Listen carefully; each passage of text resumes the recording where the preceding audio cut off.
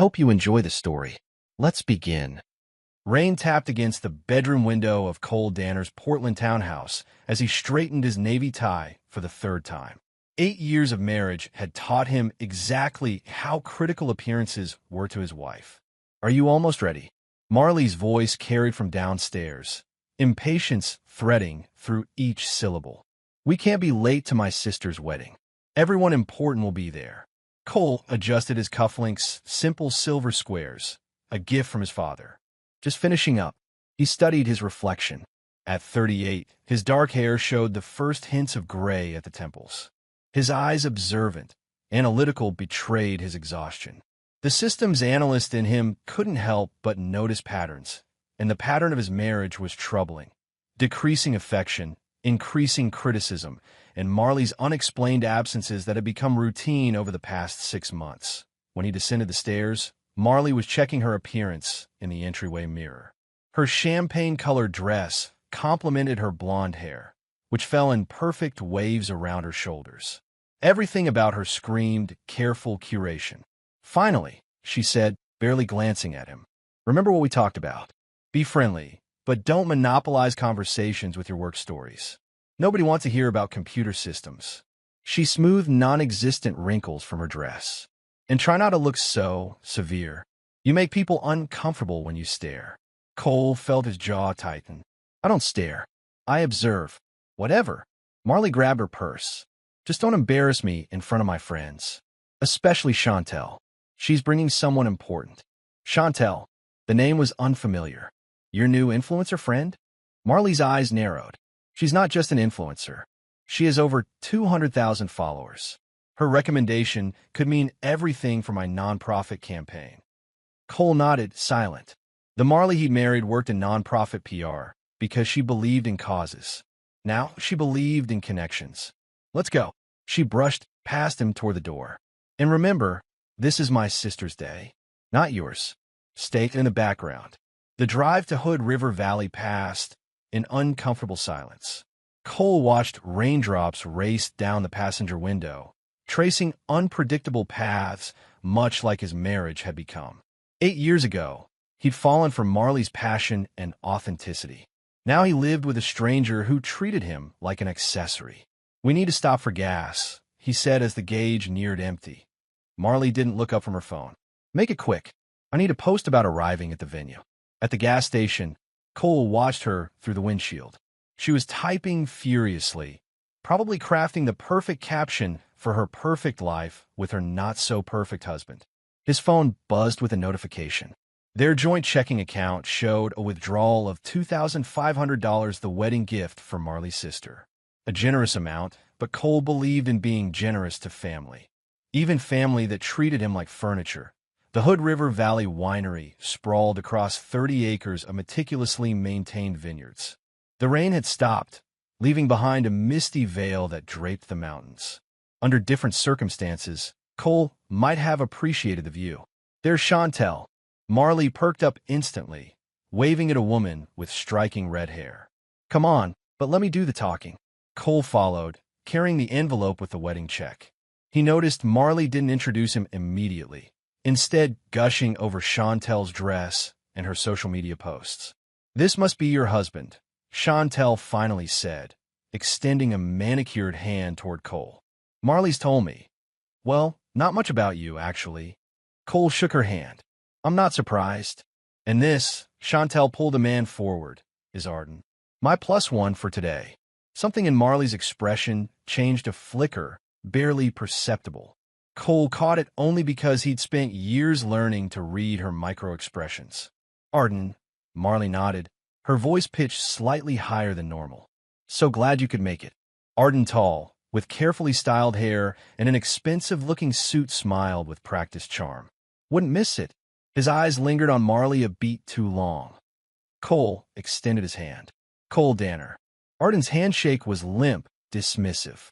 "Nice to meet you." "Marley mentioned you work with computers?" "Systems analysis. I design efficiency protocols for—" "We should find our seats," Marley interrupted, touching Chantel's arm. "The ceremony's starting soon."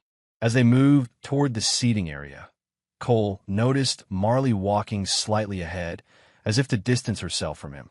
It wasn't new behavior, but something about today felt different, more deliberate.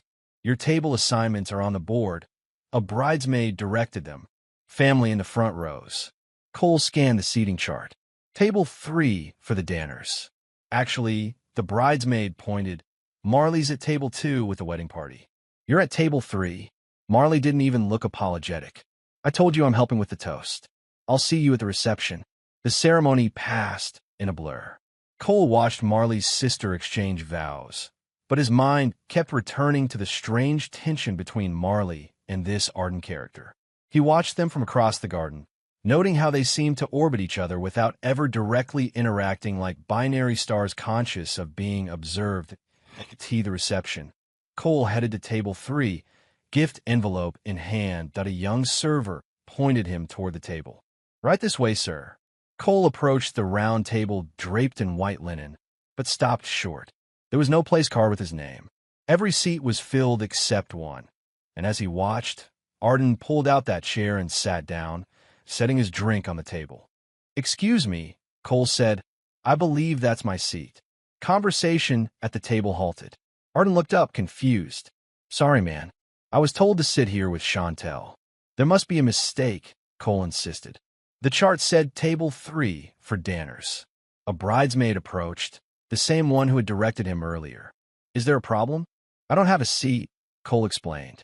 The chart said table 3, but the bridesmaid glanced at the table, then at her clipboard. Her expression shifted to embarrassment.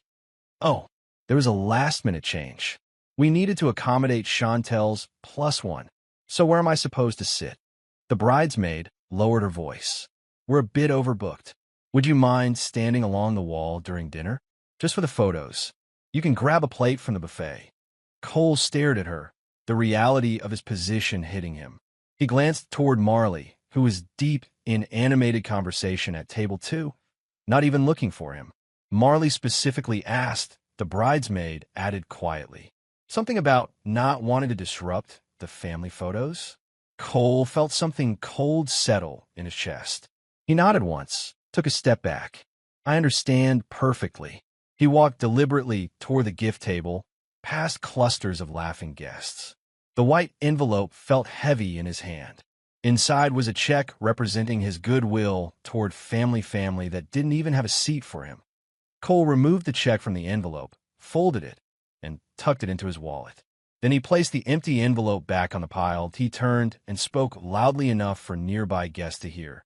"Don't worry, I'll stay out of the frame forever." Heads turned. Marley looked up, alarm flashing across her face as she realized what was happening. She began to rise, but Cole was already walking away, his back straight, his pace measured. He didn't look back. The house was silent when Cole returned, the quietness a stark contrast to the wedding's forced gaiety. He loosened his tie and dropped his keys on the kitchen counter. 8 years of marriage, and he had become so insignificant that his own wife had removed him from their social circle without warning. He poured himself 2 inches of whiskey and sat in the darkness of their living room, turning his wedding band around his finger. Not an impulsive man by nature, Cole knew he needed evidence before confronting Marley. Suspicion wasn't enough. He needed certainty. The clock read 11:37 p.m. when headlights swept across the living room wall. The front door opened, and Marley entered, kicking off her heels. "Cole," she called, turning on lights. "Are you here?" He didn't respond, watching as she entered the living room. "There you are." She sighed dramatically. "You embarrassed me today. What were you thinking, making a scene like that?" Cole took a slow sip of his drink. "I didn't have a seat, Marley. It was just a misunderstanding." She waved dismissively. "You could have handled it quietly." "A misunderstanding," he repeated. "Like you telling the bridesmaid to keep me out of the family photos?" Marley's expression hardened. "My sister wanted a certain aesthetic. You know how important imagery is in my field. And what did you tell everyone I went? When I noticed I'd left." She shrugged, dropping her purse on the coffee table. "I said you had a work emergency." It was the most believable excuse. Of course it was. Work was always his excuse in Marley's narrative, the reason he wasn't fun, wasn't social enough, wasn't compatible with her new identity. Who's Arden? The question slipped out before he'd planned it. A flash of something alarm. Guilt? Crossed Marley's face before she controlled it. Just Chantel's friend. A photographer. Why? No reason. Cole finished his drink. Just curious why a photographer would take my seat at my sister-in-law's wedding. Marley's laugh sounded forced. Don't be dramatic. It wasn't personal. We needed his photography skills for some group shots. I see. Cole stood, towering over her petite frame. So removing your husband from the family table wasn't personal. Just business. Why are you being like this? Her voice took on the wounded tone she used when playing victim. It was Tiffany's special day. Everything had to be perfect. It certainly looked perfect. Cole moved toward the stairs. You always make sure the image is flawless, don't you? He left her standing in the living room, her protests fading as he closed the bedroom door behind him. For the first time in their marriage, Cole slept in the guest room, his mind racing with suspicions he couldn't yet prove. But he would. Morning light filtered through the blinds of the guest room when Cole woke. He checked his phone, no messages from Marley asking where he'd slept. Typical. Her concern only surfaced when it affected her image that he showered and dressed in silence, listening for any movement in the house. Nothing. Her car was gone from the driveway. No note. No text. 8 years together, and communication had deteriorated to nothing. Cole made coffee and opened his laptop at the kitchen table. As a systems analyst, he excelled at finding patterns in data inefficiencies, anomalies, breaches. Now he would apply those skills to his marriage, that he accessed their phone records online, scrolling back through months of data. A pattern emerged almost immediately. Late-night calls to an unlisted number, always when Cole worked late.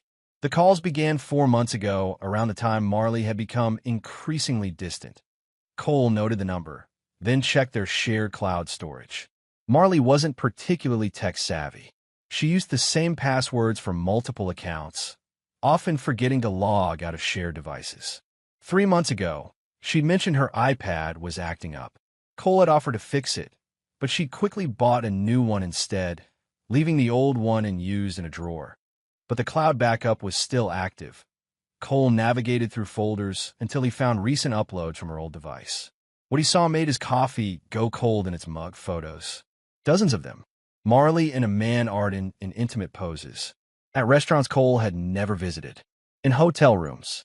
One photo showed them in the backseat of a car, Marley's head thrown back in laughter as Arden kissed her neck. There were messages, too, preserved in image form. Miss you already. Last night was incredible. When can we ditch the dead weight? Your husband is oblivious. Soon. After Tiffany's wedding. I'll figure out. Cole's hands were steady as he downloaded everything, organizing it methodically into folders. The betrayal burned cold in his chest, but his mind remained analytical, focused. This wasn't just an affair. This was calculated deception. His phone buzzed. A voicemail notification. He'd missed a call while in the shower. He played on speaker. Hey, it's me. A male voice, unfamiliar. Just checking you're okay after yesterday. Marley said you had some work thing, but that seemed weird. Anyway, call me when you can. We should still get coffee this week to discuss the other thing. Chantel doesn't suspect anything. Later, Cole replayed the message. This was Arden's voice, casual, confident, speaking as if he and Cole were friends. The audacity was breathtaking. The final piece clicked when Cole found a photo from the wedding. Arden wore a tailored charcoal suit with a distinctive blue pocket square. The exact outfit worn by the man sitting in Cole's seat. The man who had replaced him. Cole closed the laptop, his decision made. Marley had orchestrated his removal, not just from a wedding table, but from her life. She'd made him invisible while flaunting her affair in plain sight. He wouldn't confront her. Not yet.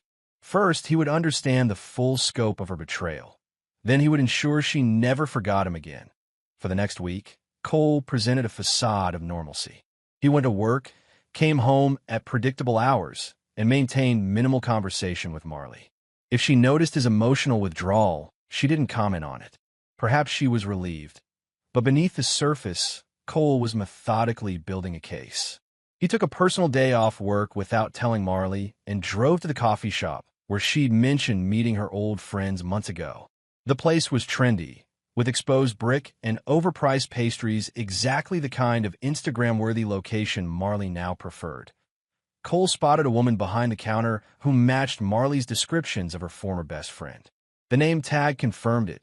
Jolene Worth, bar manager. "Black coffee, please," he said, approaching the counter.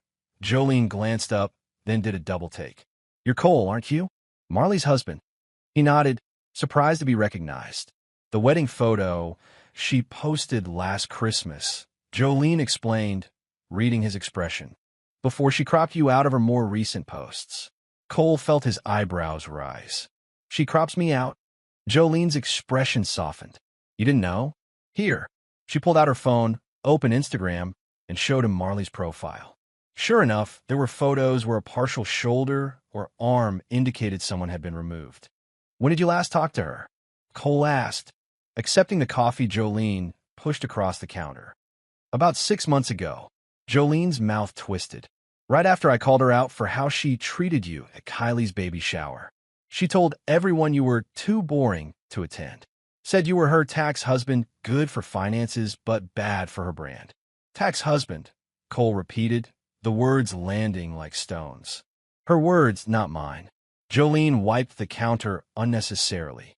"Look, I probably shouldn't be telling you this, but Marley's changed. We were friends since college, but once she got into the influencer scene, she became someone else. Started using people as props. Including me," Cole said quietly. Jolene nodded. "Especially you. No offense, but she talks about you like your furniture. Functional, but not something to show off." Cole sipped his coffee, absorbing this. "Does the name Arden Locke mean anything to you?" Jolene's eyes widened slightly. "The photographer? Yeah, he's part of that new crowd she runs with. Always taking artsy shots of Marley for her profiles. I thought it was weird how much time they spent together, but..." She trailed off, realization dawning. Oh, I'm sorry. Don't be," Cole said. "I'd rather know the truth." Jolene glanced around the empty cafe, then leaned forward. "Listen, my shift ends in 20 minutes. If you want the unfiltered version of what's been happening, I can give you that.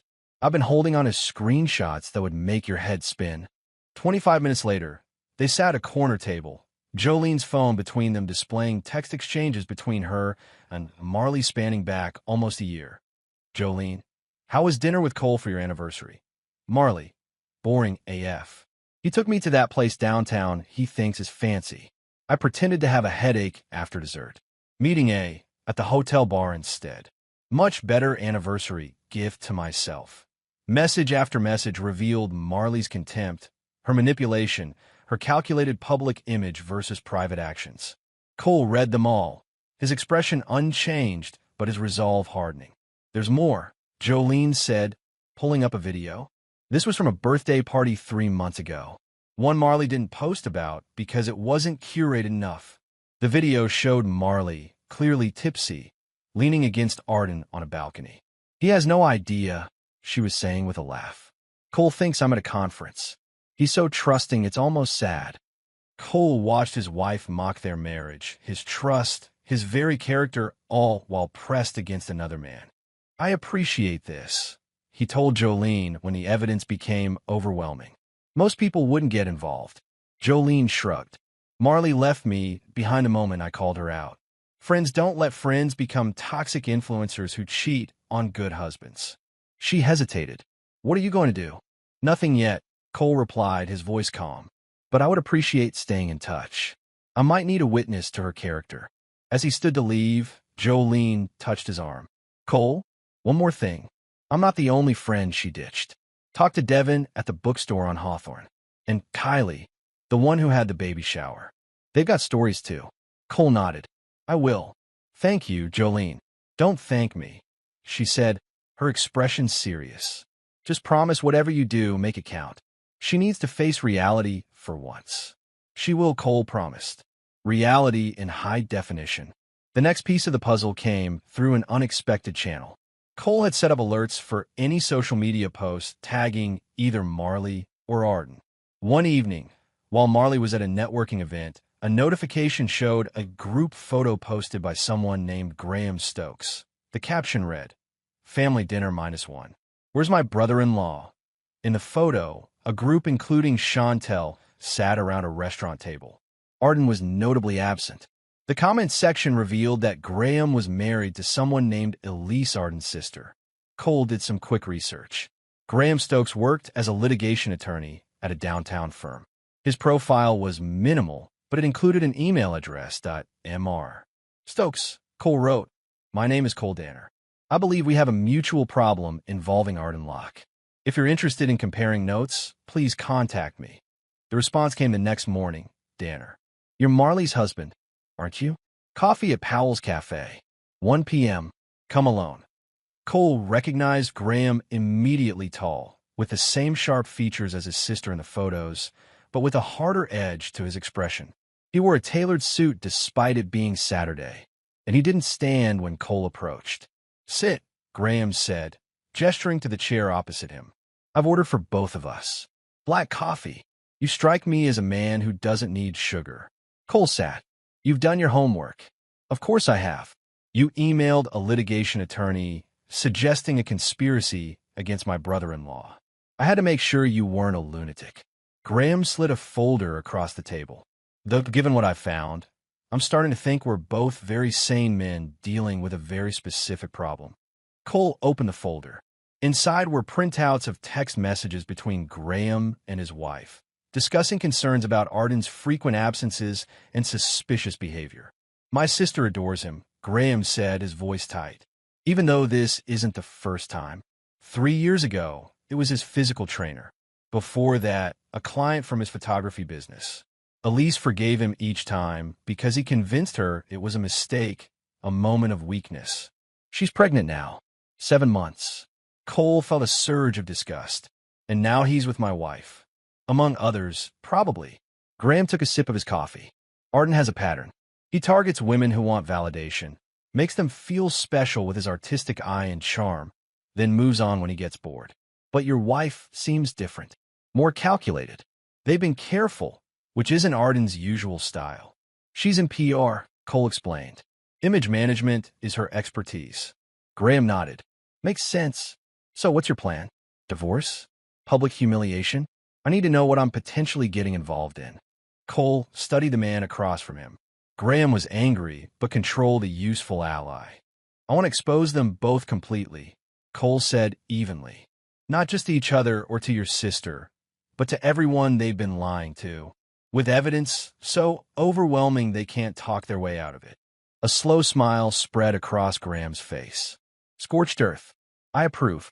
Elise deserves to know the truth before the baby comes. I have videos, photos, messages, witness accounts of Marley's behavior. But I need more on Arden. His patterns, his weaknesses." Graham leaned forward. "I can get you that. And something else. Arden has a storage unit where he keeps backups of all his photography work, including the private sessions, if you know what I mean. I have the key. I helped him move some equipment last year. That could be useful." Cole felt the first hint of satisfaction. "But I need more than just evidence. I need the right timing, the right audience." "Audience," Graham repeated thoughtfully. "Yes, that matters with these types. They only care about how they're perceived." He pulled out his phone. "Elise mentioned Arden has a major client meeting next week, some corporate executive who wants artistic headshots for their entire team. Very important to his business." Cole nodded. "And Marley is interviewing for a PR director position at a national nonprofit. She's been preparing for weeks. Image is everything for that role." "Perfect." Graham extended his hand. "I think we understand each other, Mr. Danner. Let's make sure our respective family members see the truth, shall we?" As they shook hands, Cole felt a quiet certainty settle over him. "One more thing. I have a cousin who works in video editing. If we're going to do this, let's make it professional." Graham's smile turned predatory. "I always say, if revenge is worth taking, it's worth taking well." That evening, when Marley returned home, Cole was waiting with a glass of wine. "You're up late," she remarked, kicking off her shoes. "Everything okay?" "Better than okay," Cole replied, offering her the glass. "I've been thinking about us." Wariness flickered across Marley's face. "What about us?"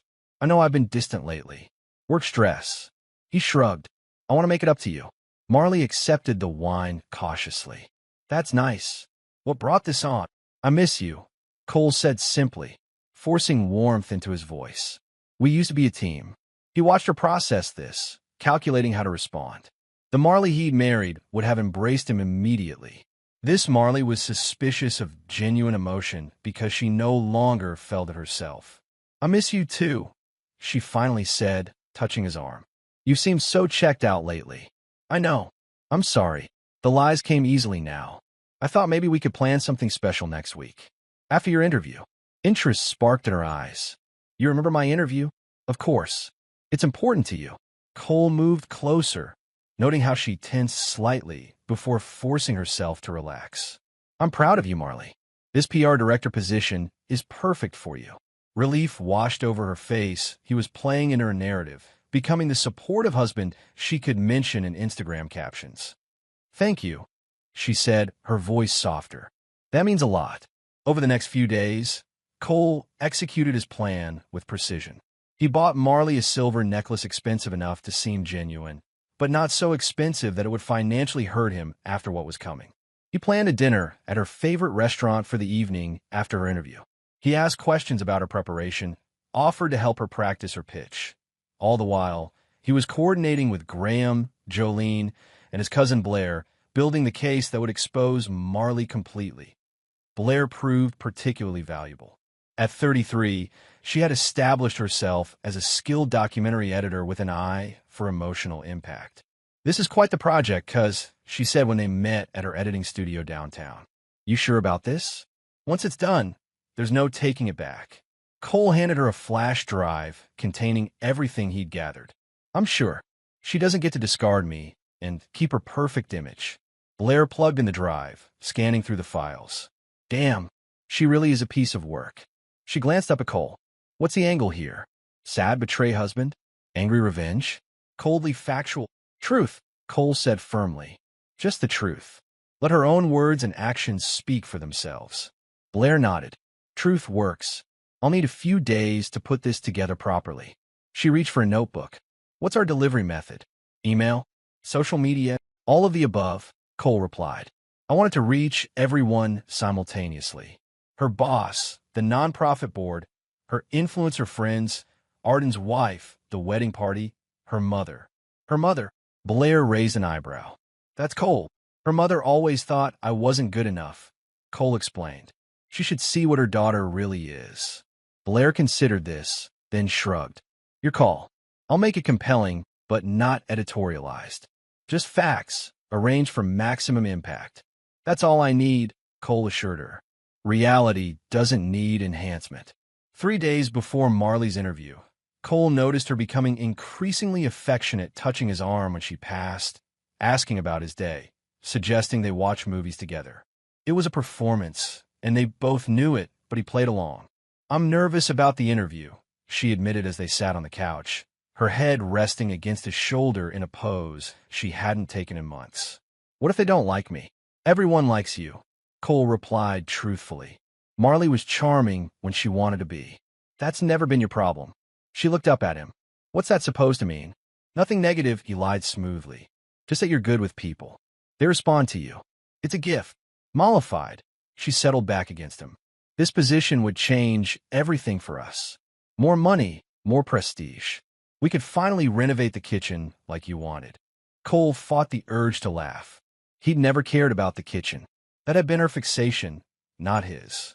Whatever makes you happy, he said instead. You deserve it. Her phone buzzed. She checked it, a slight frown crossing her face before she set it aside. Work?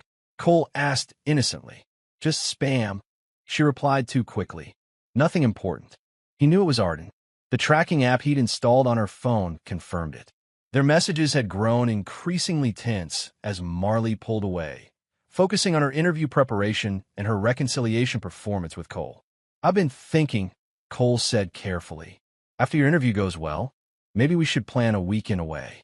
Just the two of us. Reconnect. Marley's smile didn't reach her eyes. That sounds perfect. I'd love that. More lies. But it didn't matter.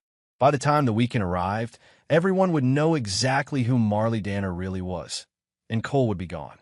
The morning of Marley's interview dawned bright and clear, unusual for Portland in the fall. Cole had left early, telling her he had a client meeting but would be home in time to hear about her triumph.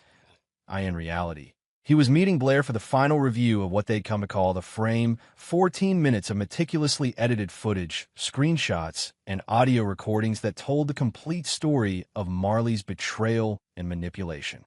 "It's done," Blair said, handing him a sleek external hard drive. Everything set up for synchronized delivery at exactly 2 p.m., right in the middle of her interview. "The emails will go out simultaneously to every address on your list, with personalized notes depending on the recipient." Cole connected the drive to his laptop, watching the final cut one more time. It began with Marley's own Instagram posts about loyalty and authentic relationships, then systematically contrasted those public statements with her private actions. The wedding incident was featured prominently, with security camera footage from the venue showing Marley deliberately redirecting Cole away from the family table. Messages between Marley and Arden revealed not just infidelity, but mockery of both Cole and Arden's pregnant wife. Testimony from former friends described Marley's calculated social climbing and casual cruelty. The video ended with a shot from the wedding Arden sitting in Cole's assigned seat, Marley leaning close to whisper in his ear, both of them laughing. "It's perfect," Cole said quietly. Blair studied him. "You okay? This is pretty nuclear." "I'm fine." And he was. The cold clarity that had settled over him weeks ago remained unchanged. She made her choice. At precisely 2 p.m., Cole sat in his parked car outside the nonprofit headquarters where Marley was interviewing.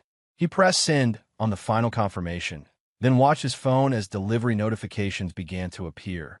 Within minutes, his phone buzzed with incoming messages from Jolene. "Holy shit, Cole. You weren't kidding about receipts. She can't recover from this." From Graham. "Package received and forwarded to Elise. She's devastated but grateful. Arden's client just canceled their contract. Well done." From Tiffany, Marley's sister. "Is this real? Please tell me this isn't real. Mom is having a breakdown." Cole didn't respond to any of them. Instead, he watched the entrance to the building, waiting at 2:37 p.m. Marley burst through the doors, her face flushed with panic, phone pressed to her ear. She paced on the sidewalk, gesturing wildly as she spoke. Even from a distance, Cole could see her composure crumbling. Her interview was clearly over. Cole started his car and drove home. There was packing to do. By the time Marley's car screeched into the driveway, Cole had packed the essentials. He sat in the living room, calm and prepared for the storm. The front door slammed open. "Cole!" Marley screamed, her voice cracking. "What have you done?" She stood in the doorway, makeup smeared from tears, hair disheveled. The polished PR professional had vanished, replaced by raw, unfiltered rage. "I told the truth," Cole replied simply. "Something you've forgotten how to do. You ruined me." She threw her purse against the wall. "They terminated the interview. My boss called. I'm fired. My mother won't stop calling. Tiffany says I've destroyed the family." Cole nodded. "Actions have consequences." "Consequences?" Marley laughed, high and brittle. "You think this is appropriate? You could have just asked for a divorce, like you were planning to do after securing your new position." Cole raised an eyebrow. "After using me for stability while you built your exit strategy with Arden?" Marley faltered, thrown by his knowledge. That wasn't. "Please," Cole interrupted. "I've read all your messages. I've heard the voicemails. I know exactly what you were planning. So this is revenge? Destroying my career over a few messages?" "No, Marley. This is clarity. You wanted me out of your frame. I simply showed everyone the full picture." Her phone buzzed continuously. She glanced at it, her face paling further. "Chantel just unfollowed me. She says her brand can't be associated with someone who cheats on her husband with her friend's date." Cole supplied. "Or with someone who mocks her pregnant friend's husband behind their backs." "You don't understand what you've done," Marley whispered, a new note of fear in her voice. "Arden is threatening to sue you. He says you've defamed him, that you violated privacy laws." Cole smiled thinly. Graham anticipated that. Arden has already been recorded admitting to the affair in a conversation with his wife. "We have evidence of him using client photography sessions as covers for your meetings. He's in no position to sue anyone." Marley stared at him, truly seeing him perhaps for the first time in years. You planned all this. While I thought we were reconnecting, you were learning from you, Cole finished. You taught me a lot about image management, Marley. How to present what people want to see. How to hide what's really happening.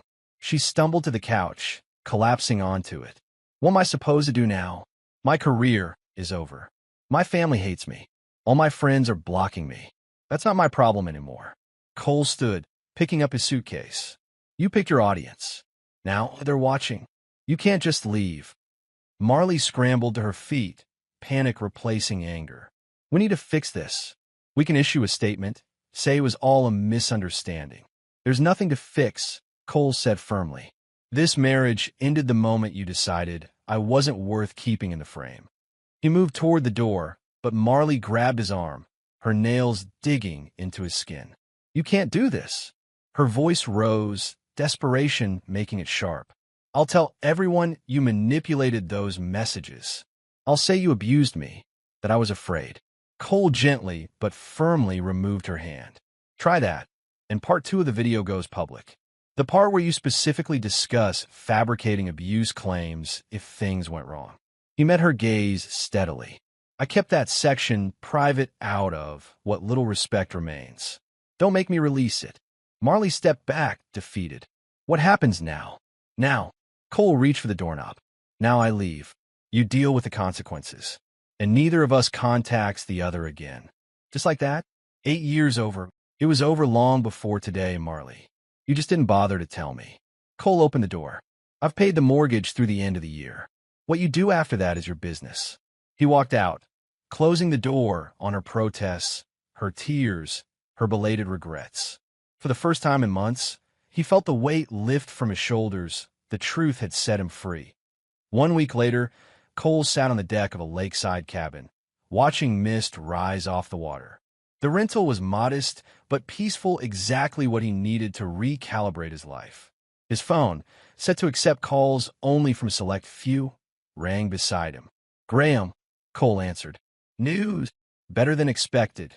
Graham's voice came through, satisfaction evident. Arden tried to pursue the defamation angle.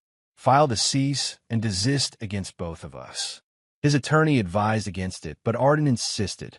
And the idiot admitted everything during a recorded mediation session. When presented with the evidence, he tried to justify it by saying his marriage was emotionally over and that you were neglecting Marley's needs. The mediator shut it down immediately. Case dismissed. Cole nodded, unsurprised. How's Elise? Devastated but resolute. She's staying with us until the baby comes. Arden's been barred from the delivery room. Graham paused. She asked me to thank you. Said she'd rather know now than live with more lies. No thanks needed, Cole replied. What about Marley? That's the interesting part. Graham's tone shifted. Someone sent an anonymous tip to the IRS. Something about misappropriated nonprofit funds used for personal travel. Specifically, trips to meet Arden. Cole sat up straighter. I didn't do that. I know. Graham chuckled. Our mutual friend Jolene might have mentioned keeping financial receipts when Marley used the nonprofit credit card for non-business expenses. Said Marley always bragged that no one checked the statements closely. Jolene, Cole repeated, a hint of admiration in his voice. Didn't expect that. Hell hath no fury like a friend discarded for Instagram followers, apparently. Graham's voice grew serious. Investigations opening.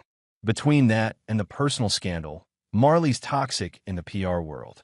No firm will touch her. That wasn't my goal, Cole said truthfully. I just wanted the truth exposed. Well, it's exposed, and then some. What's next for you? Coming back to Portland? Cole looked out at the still water, at the mountains reflected on its surface. No, I'm looking at property here. Fresh start. Good man. Graham hesitated.